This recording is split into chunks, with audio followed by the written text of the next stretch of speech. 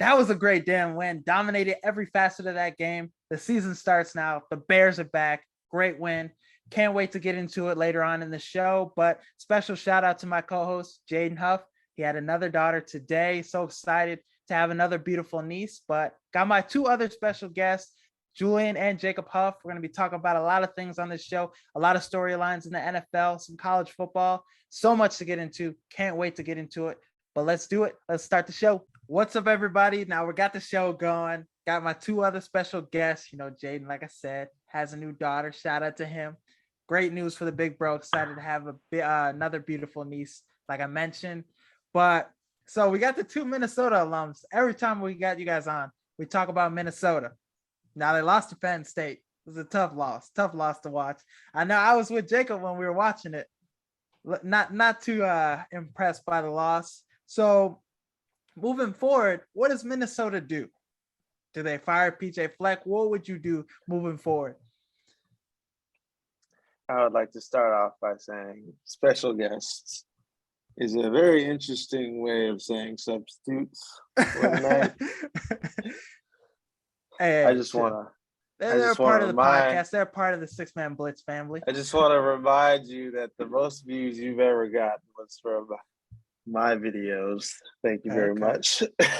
We'll look back at the data, but okay.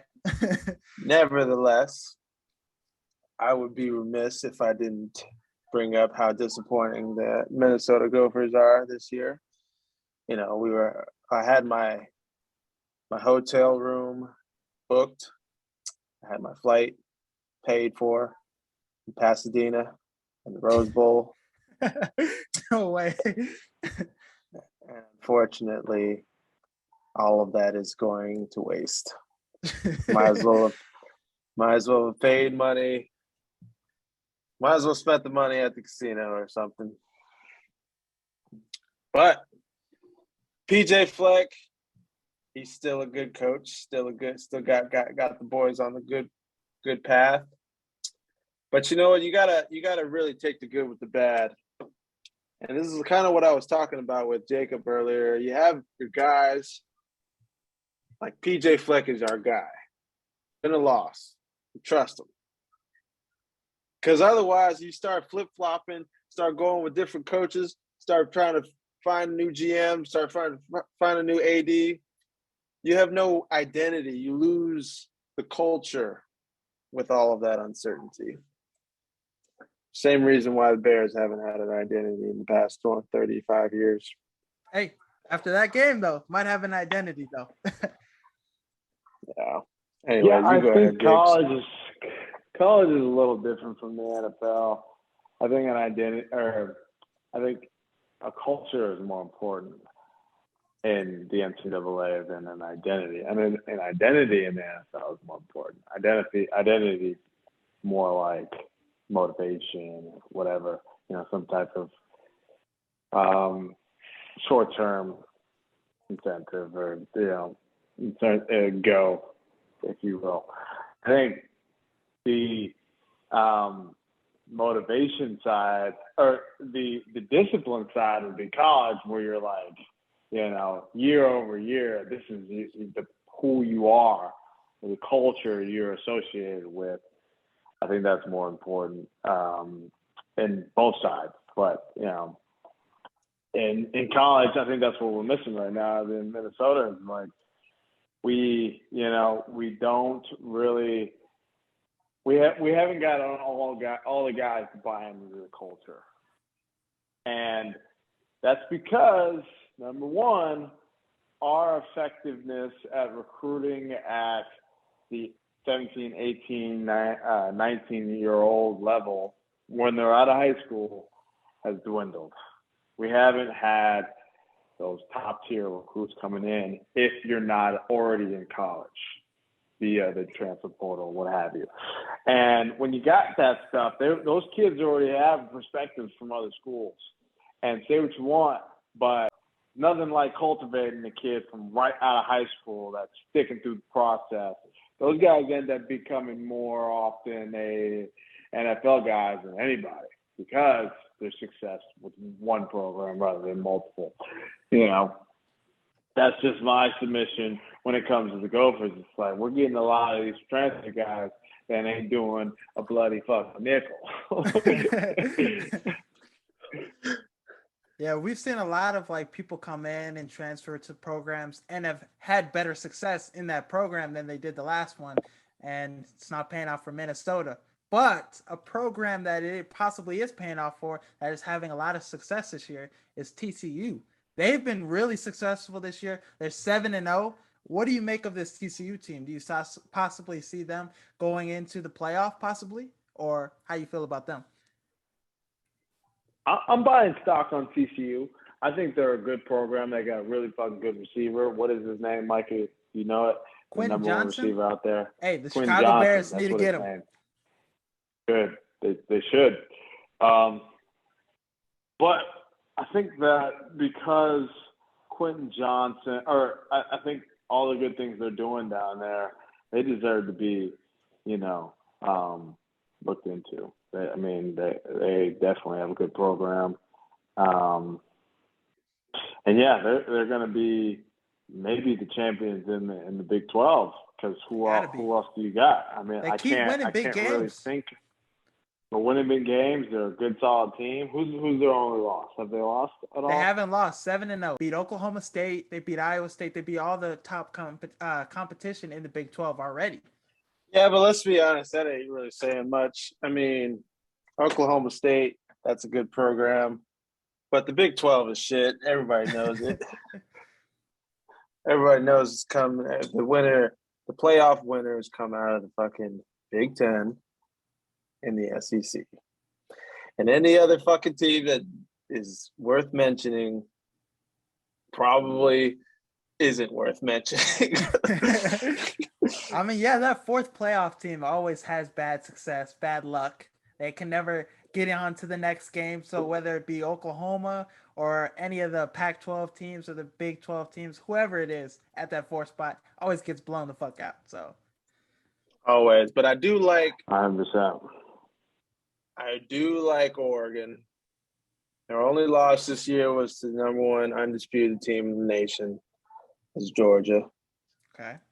It was a blowout, though. It was a blowout, but you know what, Bo Nix has experience in big games, and I think he just needed sort of a time to alter the narrative a little bit at Oregon. Hey, honestly, I think Bo Nix is trash.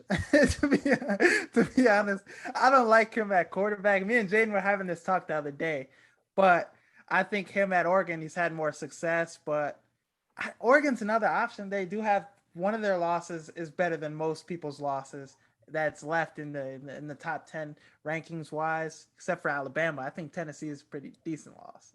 How they've been looking lately. Tennessee's the team. You can't get blown out by a team, though. I mean, Georgia, it's understandable, but in the same token, getting the playoff, you can't get blown out by Georgia because that's the teams you're going to be playing against in the playoff. Exactly. That's exactly what I'm saying. Like you get blown out by anybody. In my opinion, you just don't really deserve a right to be in the playoff because they know what they're going to get. But now, so let's switch over to the NFL. So many storylines to cover this last weekend that happened Sunday night. And then Monday Night Football, of course. All of us are Bears fans. So what was your reaction to the Bears stomping the hell out of the Patriots? Mikey, you got to edit this in. You edit this out or whatever. But I'm going to send you a picture of my fantasy chart. I lost by 0.4 points. I either needed Justin Fields to score or run for 4 more yards because I was playing against New England's defense. I needed a field goal. I needed some type of score. I needed something against the New England defense, which subsequently is the same thing as Justin Fields getting a 20-yard pass, something. Shit. And didn't make it happen. But that kneel down, I know you was blue about that when they did the kneel down instead of or Tristan Ebner. If he would have scored, that would have been some points towards you because the Patriots defense would have went down a little off another touchdown they gave up. It was the single most disappointing shit I've ever seen in my life. And I'm still not happy. I'm still not recovered from it. It's been 2 hours since the game. And Look, Jacob, nobody gives a fuck about your 0-6 fantasy. He had a shot, man. You take that from him. I just want about one win, man. Let's talk about the real winners this week. Chicago Bears going as an 8-point underdog in Monday Night Football with the whole world doubting them. Everybody's saying that we can't score points. We can't fucking put together a drive together. We can't stop anybody on defense. And what did we do today? We did exactly that. We had hella stops. We fucking scored 33 points. We held the Pats to 14. We rushed for more yards than the entire offense was able to put together in terms of yards. We were just hooping, and we proved the world wrong. We showed the world, and Justin Fields has ingratiated himself into being a top 10 quarterback in this league. Ooh, that's a hot take. Now, but that is a hot take. What do you say to people that are saying, all right, Bears fans, don't overreact. You still suck. The Bears still suck. Like, what do you say to people like that? Look at the things that we've done in this game that we haven't done in the past. I've been saying to you, Micah, Julian, Jaden, everybody, that Justin Fields needs to run the freaking ball more. They're doing it down in Philadelphia with Jalen Hurts. They're running the ball with him. He's got more rushing touchdowns than any other quarterback in the league, and more rushing touchdowns than his own 2 running backs combined. And look at their success. Look at Josh Allen's success in running the ball and simulated runs in Buffalo. Look at everything that Patrick Mahomes does with his scramble. Simulated. Look, I understand. I completely understand. But your biggest worry is that you're going to get your quarterback hurt. I understand that. But look at Justin Fields and how durable of a quarterback you have and the risk reward. We need to win fucking games. Look how much our offense has opened up just by rushing the ball with Justin Fields. And that needs to be a staple moving forward. It has to be because we're too one-dimensional. We turn into that second, third dimension when Justin Fields is able to run because Lamar Jackson offers the same thing. Because Justin Fields is the second best rusher in this NFL league. Who's a better rusher than Justin Fields other than Lamar Jackson? Nobody. In quarterback. That's not one person.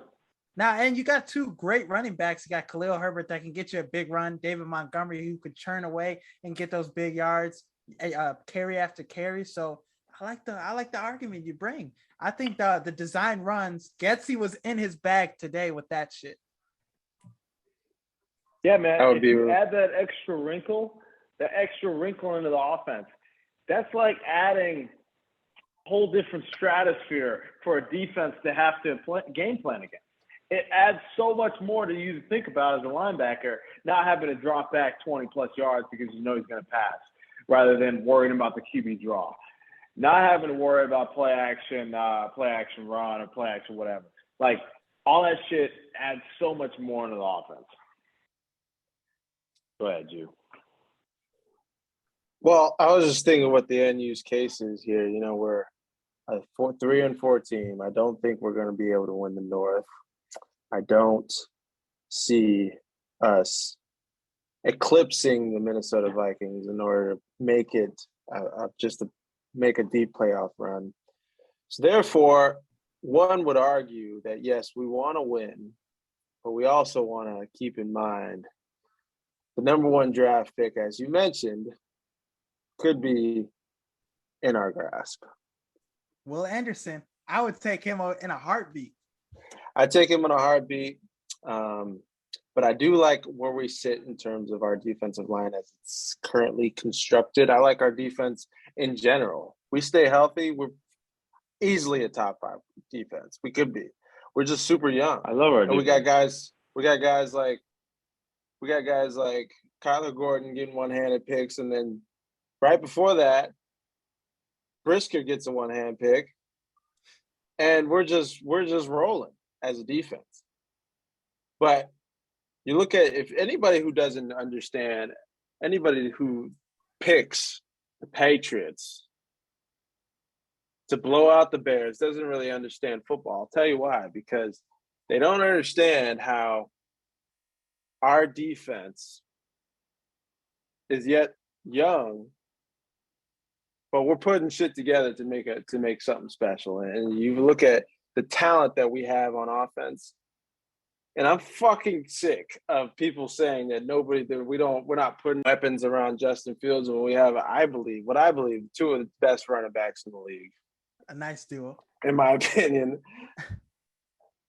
And wide receivers suck, but that's just the way it is. N'Keal Harry's we got back, a good guy in Mooney. We got a great guy in Mooney. The jury's still out on N'Keal Harry even after this game. There's definitely, if we have a first round pick, I definitely think we need to sell it and get two solid receivers in the draft. I mean, get guys that complement each other in the draft that are, that can add to whatever we need in Chicago, like a big, tall receiver, physical, and then another gadget guy, another guy like McCole Hardman or Tyreek Hill, you know what I mean? Guys that we can get space with and then have those guys complement each other and get them in positions to make plays. I said we're 3 guys away. 3 guys? What position? 100%. 100%. Look, 3 guys away. We can get N'Keal Harry. I think it's 2 guys on the offensive line and 1 guy at receiver. That's it. That's fucking it to me. That's really it. That is it. And I think after watching this fucking game tonight in Monday Night Football, all the other NFL teams that we have on our schedule, they should be fucking terrified of the Bears. You heard it here first. I'm telling you why. Bro, you play New England at night, Monday Night Football versus Belichick's New England versus a hot New England team. They've been shutting out everybody, too. They shut out the Lions in Cleveland. A hot defense. And we open up running the ball with Justin Fields. We open up, shit is starting to click on offense. Defense is being complemented by the offense. We're over there making fucking plays. And lo and behold, we come out with a fucking win where we scored 33 points at night in New England versus a hot New England team. Bro, they should be fucking scared of whatever they're going to get because they don't know. I'll piggyback off of that and say that there was a team last year with a young quarterback, young African-American quarterback, I might add. Let's be direct. Okay. They had no business thinking that they were going to do anything in the division. They had no business that they were going to do anything or even make the playoffs. The beginning, around this time of year, they were 2-5. 2-5. I know where you're going with this. I like it. They were counted out by the entire NFL and even their fan base by their head coaches, and the quarterback's own admission. They were counted out by their own fan base. And you know who fucking team that was? The 6-0 Eagles right now. And who's to fucking say? Who's the fucking say? See, I asked myself, let's say, who's to say that can't be the Bears next year? Shit. I don't even this year. I think it could be better than the Bears because we have a more proven defense than they had last year. Like, I think it legitimately, if we get the right pieces on offense, we maybe trade a couple guys and like, hey, this is fucking year. Maybe we get an Odell in here. Maybe we get a fucking, somebody great that can really fit in with the Fields mantra. And like, bro, we walking into next year with 2 great offensive line drafts. Bro, we're fucking looking at something here. I'm not banking on this year. I'm just not. But next year, we have 2 great draft picks, O-line, couple guys surrounding supporting cast, and a great fucking receiver trade. Look, sky's the fucking limit. Sky's the fucking limit. Because Justin Fields looks like a fucking veteran quarterback tonight. Well, the Eagles have probably the best wide receiver core in the entire world. But you can't tell me you put Justin Fields on that team and they're not 6-0 still. I mean, Right now they're better, right? I feel like right we now have they would be better. we have a more talented quarterback because we have a guy with a literal trump card, a literal fucking black joker in his pocket where he can run at any point in time and you're just not going to catch him. He's faster than your fucking fastest corner and he's bigger. He hits harder than your biggest linebacker. He's better than everybody else on the field and it shows. And hats off to fucking Getsy. Hats off to fucking Eberflus. Hats off to those guys. And that's why it pisses me off. People talking about how they don't fucking service. They don't call the right calls for this offense. They don't service Justin Fields. They got a plan. All right. And it may not be cut to the continuity of your plan or everybody else, every other fucking Bears fan in this world, but they got a plan. They had a plan of fucking focusing on Justin Fields' pocket presence, his demeanor in the pocket, his ability to flip his hips, his ability to go from progression to progression, his ability to find the open man. And they're able to do it. And I feel like now you're starting to see the benefits of that. But this game, you're right, 100%, Julian. This game really proves the lack thereof coaching that we've been experiencing the past 5 weeks because we know this Justin Fields could do all this. Why haven't we seen it?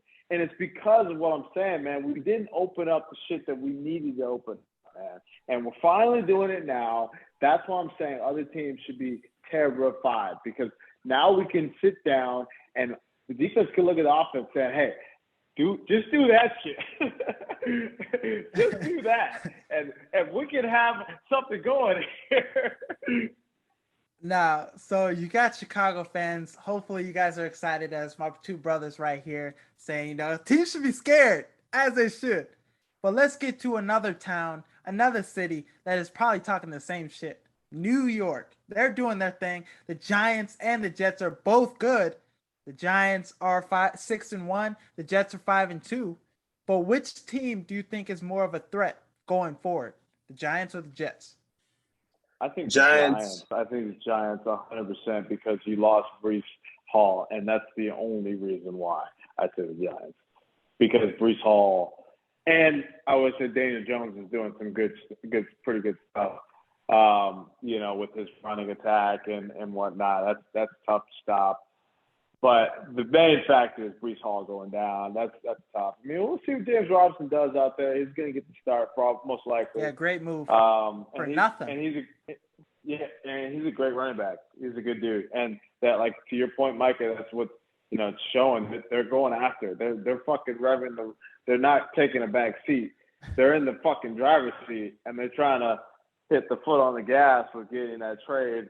And that definitely shows it, but I still take the Giants because of that fact. It's the Giants look pretty good. The defense looks pretty solid, and Saquon.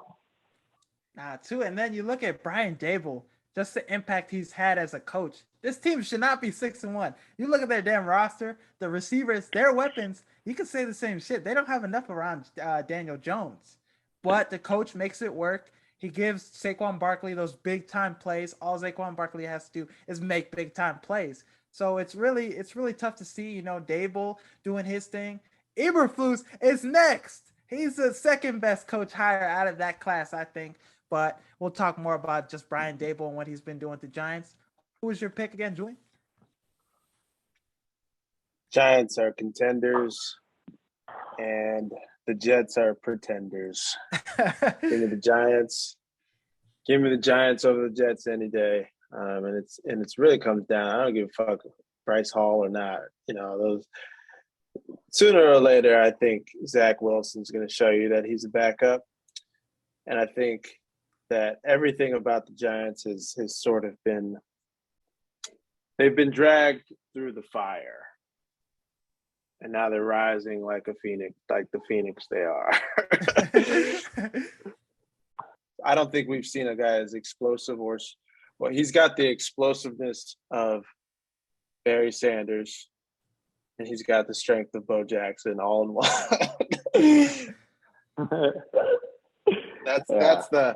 That's how highly I think of Saquon. Yeah, you said it before on the show. Just as highly you think of Saquon, I think the same, equal as highly as Sauce Gardner. I think he is a special talent that Revis Island, they haven't seen since Revis Island. Like, he is a dude that he's just a fucking dude that just locks down the whole side of the field. And that is so invaluable. You cannot comprehend how invaluable that is. Now, like I said, I still stick with my original thought, and they're Giants. But that's what makes it so close to me, because you got guys like that on the other side of the ball, making plays like that, locking down your best receivers, getting them 5 points in fantasy. You know what I mean? When a quarterback can't throw to his number one guy, he just doesn't have the option. That fucks him up so much. And I like the fact that you got a guy like that out there. He's probably one of the best in the league right now. Top 5 at least. Yeah, give him his flowers. But we talked about 2 teams that are doing really great right now. Let's talk about 2 teams that are underachieving. You got the Packers and the Bucks. Both teams continuously shitting the bed week after week. Hey, could we be happy about that? Who would have told you that you would have the same record as the Packers after 7 weeks? I'm pretty sure if you go back through your records and you look at not last week, not the week before, but if you look at the podcast you had somebody on who said the Packers were going to suck, who said that Saquon was that nigga, who said the Seattle would score over 30 points a game, and they have, who said all this factual. We gotta shit. check the data on this shit. I have to ask myself who that person was. Oh yeah, it was fucking me.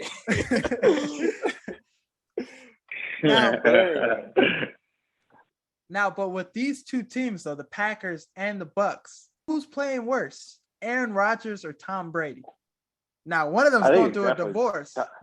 Can we give him a pass? I think it's definitely Tom Brady, and that's proof that shows you the demoralization of a defense when it comes to your offense not playing well. The defense on Tampa Bay is still top 5 in the league. It's still one of the best defenses.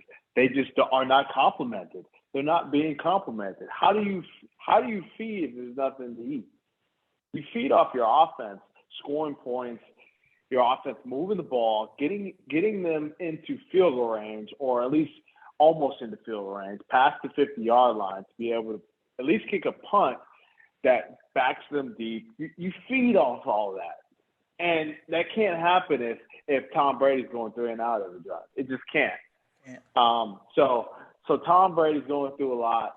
We'll see if that's the direct correlation is because of, Giselle and all the stuff that he's been going through.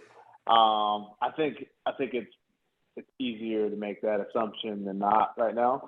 But, at the end of the day, you kind of just try to separate football from all that and just look at it objectively and say, hey, he's just not fucking playing well. What is he doing? Maybe he's not moving enough in the pocket. Maybe he's making first, second to third reads rather than just when he should drop it off. All that stuff is a factor. But I'll let Julian talk about the Packers, though.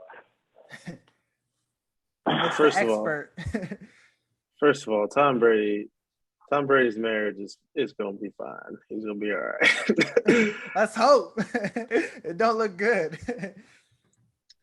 I'm pretty sure things are going to work out between him and Giselle.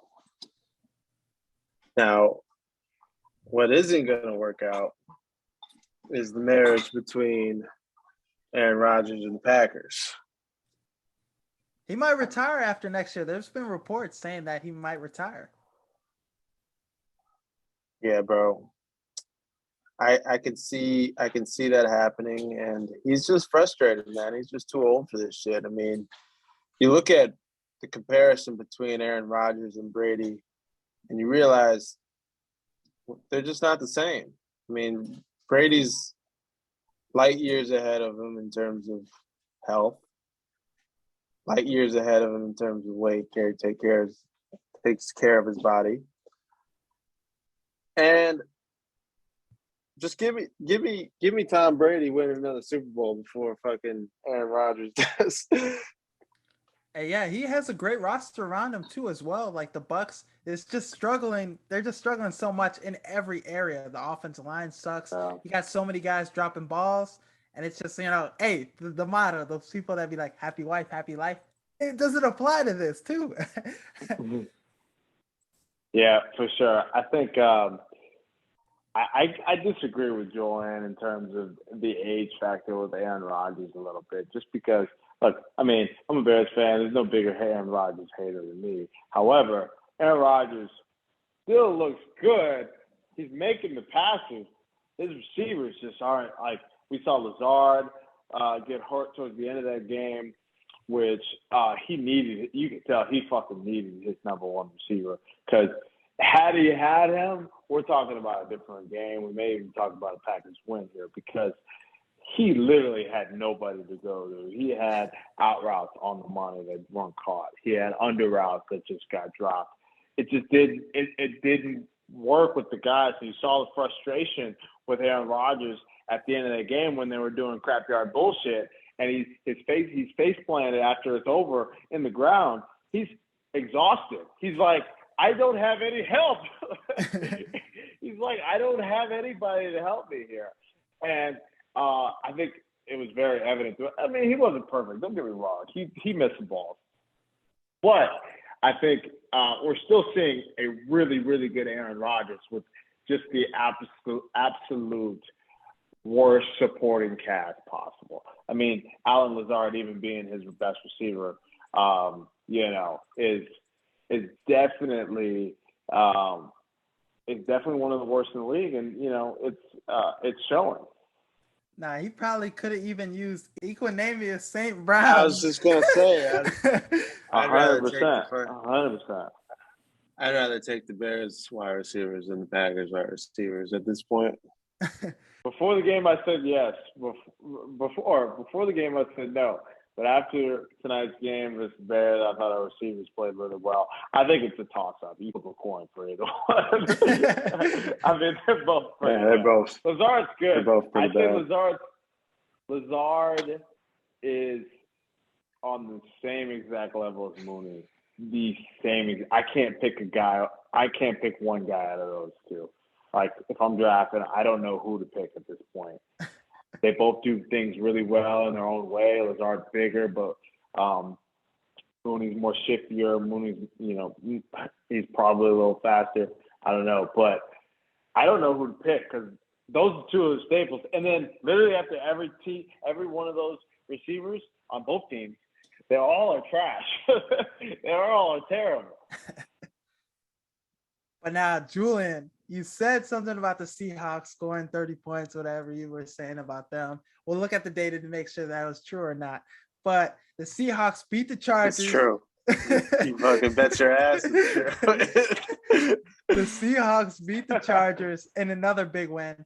What can you make of this 4-3 Seahawks team that it leads the NFC West? They're ahead of the division. Look, man, I said it once, I'll say it again.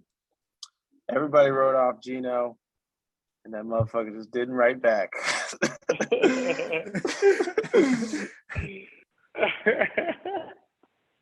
You tell me another guy in the history of the league that spent his first 3 years of college, first 3 years of professional ball, struggling the first year, second year getting to the fucking AFC championship. Losing, unfortunately, to Brady. And then has an unfortunate circumstance where a member of his own team hits him in the face, breaks his jaw. Can't control that. He's out. Can't control. He's on the Jets. They kind of see him after the incident as sort of a slapdick. But you know what? The NFL, it's a league for second chances and sometimes third chances. So you have a guy that gets to spend time under the likes of Russell Wilson, Phillip Rivers, fucking who else? He's bounced around. He's been around a lot. I think he was behind Peyton Manning as well. So he literally had a master class course of how to play the fucking quarterback position. And now you're seeing the derivative. Man. Now you're seeing the fucking end product now, and I'm here for it. He looks really good, for sure. They might have the offensive rookie of the year and then the defensive rookie of the year as well. Their corner, you talk about Sauce Gardner playing well. Their corner is playing well as well. Yeah, I watched the film on him. He's great. I can't tell you for sure, but he does look good too. I think it's those two for rookie of the year. Sauce has been getting more of the media, so you know how much that hype and media plays in that realm to get the DPY or whatever it is. But yeah, Geno Smith. Oh my goodness, he looks so good. He looks very, very good. Efficient as fuck. Patient as hell. And it like to Julian's point, it really shows how much he's learned throughout all of these other quarterbacks he's been right there under. And he really, if you're honest with yourself, never really was a number two or should have been a number two. Because if you look at the landscape of the league, he probably could have started at a different spot somewhere else. Yeah. And throughout all of the past 5-6 years before he got his injury. He's definitely getting his lick back, though. For sure. Give me Geno Smith over Tua. Give me Geno Smith over Derek Carr. Give me Geno Smith over Derek Carr? I don't know about Derek Carr. I don't know about Tua either. Definitely give me. Oh yeah, Tua. Hell yes. Give me Geno Smith over all of them. Maybe. Give me Geno, and now this might be a little bit contentious, but give me Geno and the Chargers, and they're 7-0. What the fuck? You can't be serious. Geno Smith on the fucking Chargers, they're 7-0.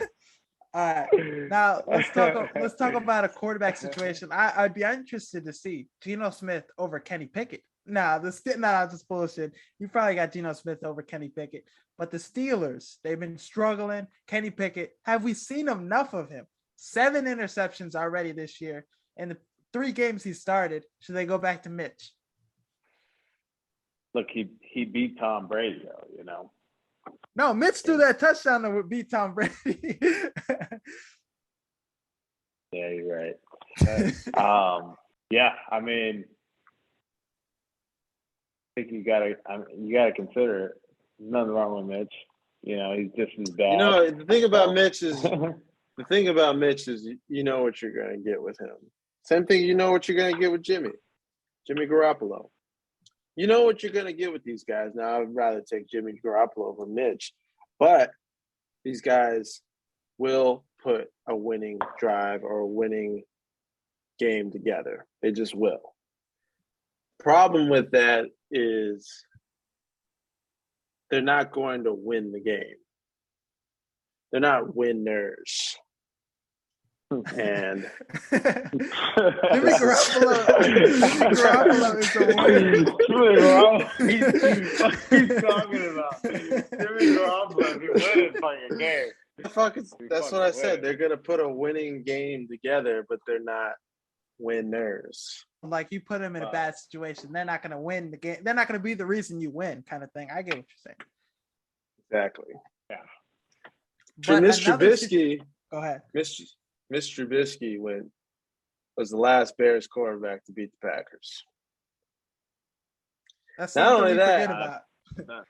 They fucking won the division that year. Matt Nagy too. 100%, they did. I can't believe they did.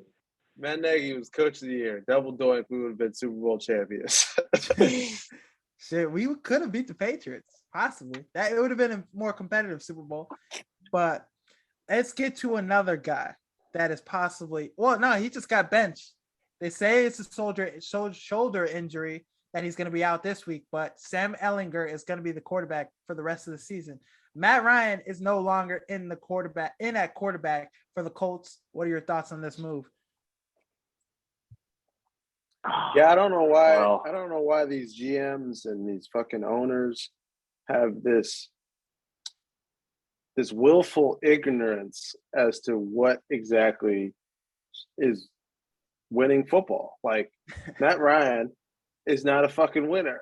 And the fact that they paid him more money than any other quarterback in the league this year to put that product on the field, to throw that many interceptions, to score that few points, it's just baffling to me. And I don't know. That's all I have to say about it.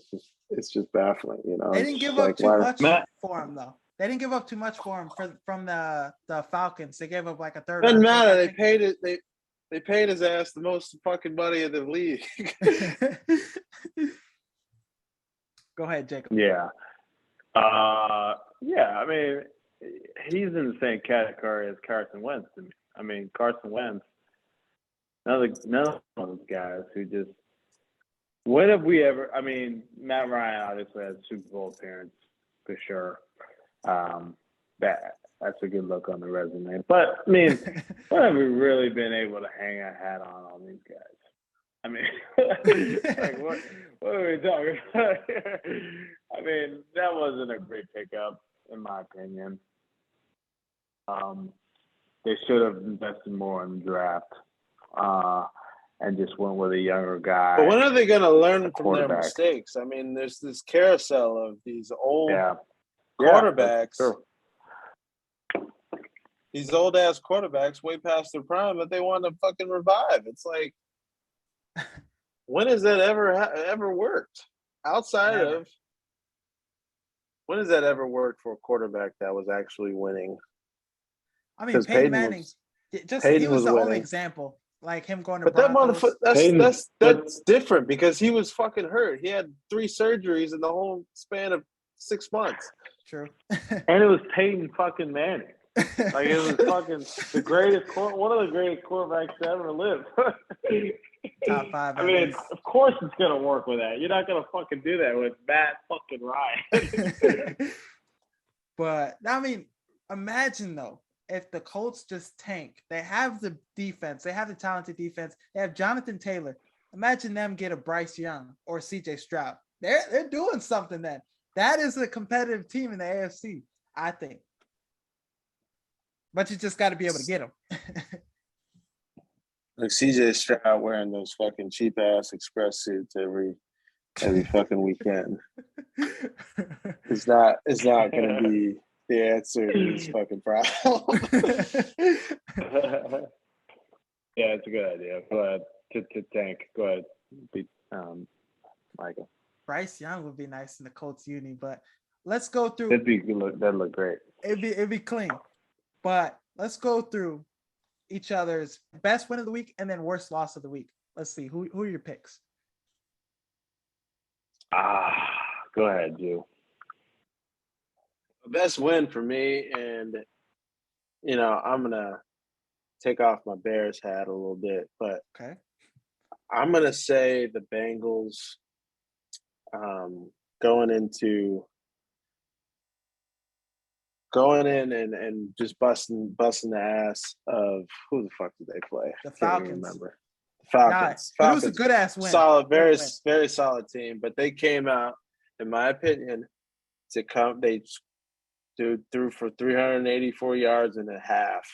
In one half, he threw for 384 yards. They look back. And just straight up bust their ass. And I think that's sort of what catapults a team to the playoffs, to a deep playoff run. And you've seen it last year. They're about to replicate what they did last year. And you can mark my fucking words. They're going to be playing for the AFC Championship. Ooh, okay. We'll keep the receipts this time. We'll collect the data because they got a dude that's better than all other dudes. Mentally. For sure. And winning, yeah. for anybody that knows football, is in the mind. Okay, I like that. You could have all the dudes. You could go pick up fucking Khalil Mack and have Joey Bosa on the other edge, and you could fucking have J.C. Jackson or whoever the fuck the Chargers got. They got all the dudes in the world, but they're not fucking winning because they don't got a dude.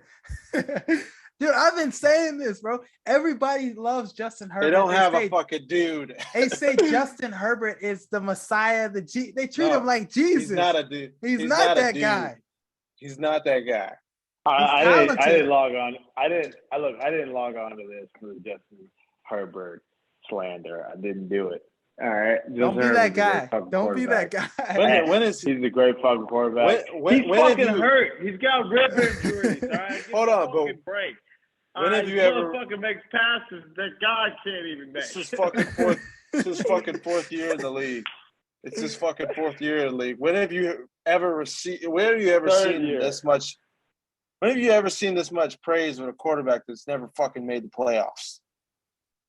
Derek Carr beat him to make the playoffs too. Let's not forget when that. Have you ever seen this much praise for a quarterback or this much top 10 fucking status for a quarterback that's never even had a chance of winning a playoff game?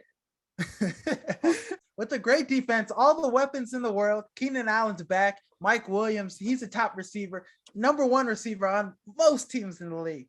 But, same thing with Kyler Murray. Where the fuck is his playoff wins? he's on the Call of Duty. That's where his wins are. He was bitching all offseason. He was bitching all last offseason. Got his money finally. Now he's fucking playing on Call of Duty all fucking day.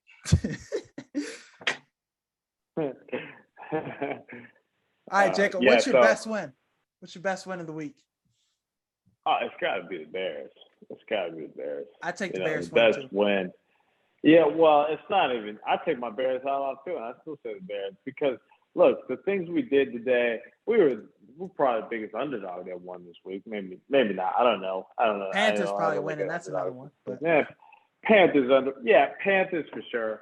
However, I think just with all of the things, even if you're not a Bears fan, it's got to be good to see a young baby calf like Justin Fields. Baby calf. He's a baby calf, because he's. Hey, move your head down.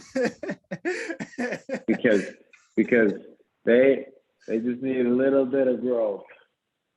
They just need a little bit of growth to make you that good ass motherfucking hamburger pie. Hamburger pie? What the fuck is that? Look, they just need a little bit of growth. And that's what that young calf looks like. And today he looked like a fucking adult calf today.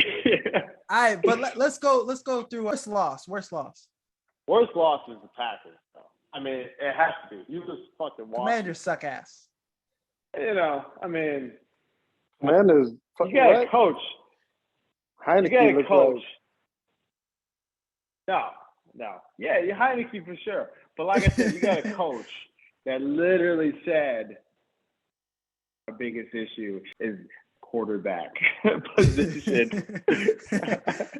That's why we're not winning. That's why we're not winning. Quarterback. He pointed out one guy. When have you ever seen a head coach of a football team point out one guy and say, that's the reason we are fucking losing? A head coach, not me, not a fucking offensive scheme, not anything I'm responsible for. Just the motherfucker that is responsible throwing the football. And that happens. And then under the same breath, you got Heineke coming in and just taking over. He looked good. But I mean, the Packers, the big loss to me is because the Packers are supposed to win that game. Yeah, they're supposed to win that game at least. If Heineke was on the Packers, they'd be 5-2. Come on.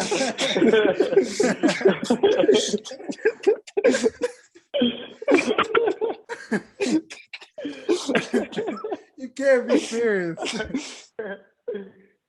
Give me Heineke over Rodgers any fucking day of the week. Okay, all right.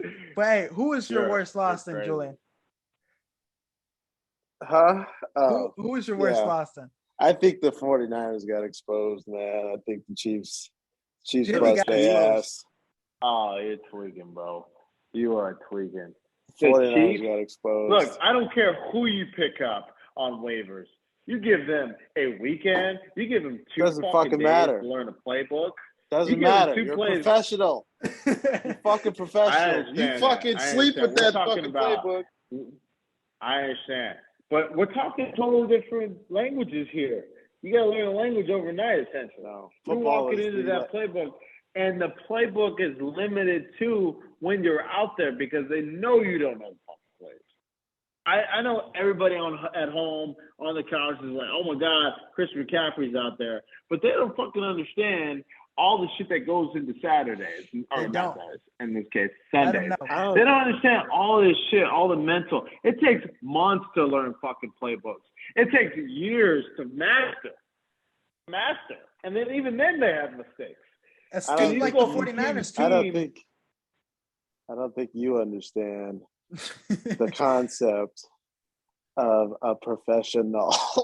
He's a professional, but even professionals are human that Look, need time give to you a learn pitch. shit. They give you a pitch count. They fucking give you 40 plays. They say, hey, learn this shit. All right, you're a fucking professional. Learn it, and he did. And he got out there and and, they can- played. They can turn them on to the head coach and And Jimmy G coach went the out player. there and threw 3 picks, and that's how they lost. Yeah, you played like shit. I think though 100%. personally though, I think the Bucks loss was probably the worst, coming out there shit in the bed against a team that traded away Christian McCaffrey, their best player. It was a bad loss. Julian, to end the show, give us your hot take of the week. Let's see what you got. Hot take. Okay. You said Bears to win the Super Bowl. So the record. no, I was just bullshitting. I mean, Okay. I like the Washington Commanders to win the division. The hardest That's worse than division. the Bears Super Bowl prediction. I'm just big on Tyler Haneke. Look, and that's the NFC East. I think we can all agree that's the hardest division in the NFC. With by Giants far. and the Eagles, it's a competitive division, but I think they got no shot. Give me the In fucking hell. Commanders. Give me the fucking Commanders to win that division. I could see them And going look, on a I was run. right. I was right about the Packers. I was right about Seattle. I was right about the fucking Bears. All right, just trust me. All right, hey, he's one of those the sources. Trust me, bro. The fucking Skins will win the division. But They're not the Skins anymore. Always be the Skins to me. but that's all we got for the show, guys. This is Oh, what what happens. about my hot take? Oh, hey, all right. My hey, hot take. go ahead, get your hot take Oh, in. man. Let me give a Hey, fuck about just your don't hot say take. no crazy shit. That's great shit. All right. Give me the Look, I Skins. Look, I love the efficacy of Deshaun Watson. Jesus. Deshaun Watson too. Deshaun Watson too. I love the efficacy of DeAndre Hopkins. Okay. And I like Nigga spell the Arizona Cardinals. I like the Arizona Cardinals going to the NFC Championship game. Woo. That's tough. They got a lot of weapons. What the fuck? Interesting take. I think that is a very cold ass take. Do you really just say the Arizona Cardinals? They don't even have they're not even gonna have a coach the fucking next week. But that's all we got for the show, guys. Thank you for watching. Thank you for listening.